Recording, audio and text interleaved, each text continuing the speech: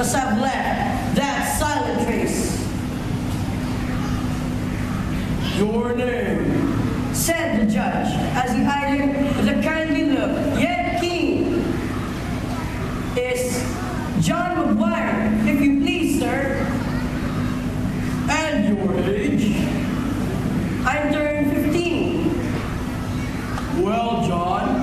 And then from paper, he slowly and gravely read.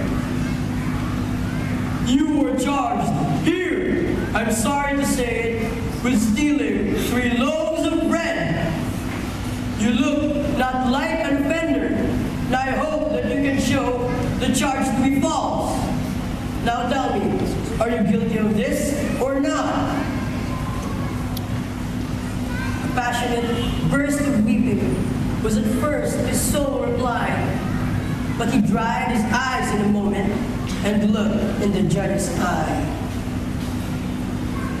I will tell you just how it was, sir. My father and mother are dead.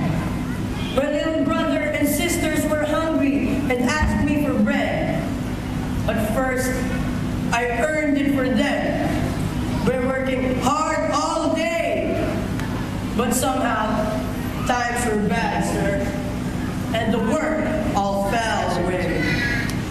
I could get no more employment. The weather was bitter cold. The young ones cried and shivered. Little Johnny's but 4 years old. So, what was I to do, sir? I am guilty, but do not condemn.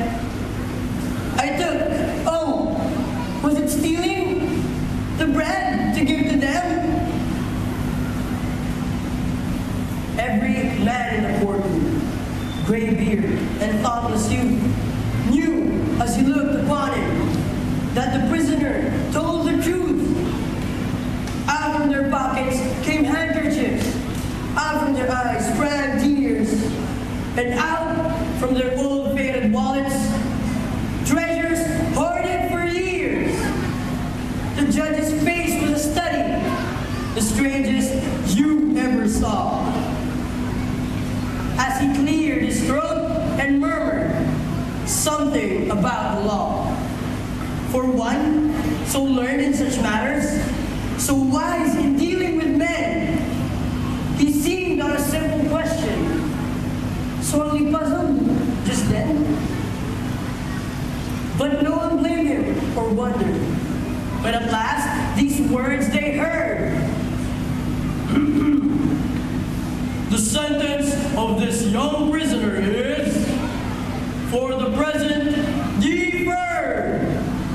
And no one blamed him or wondered when he went to him and smiled and tenderly led from the courtroom himself the guilty child.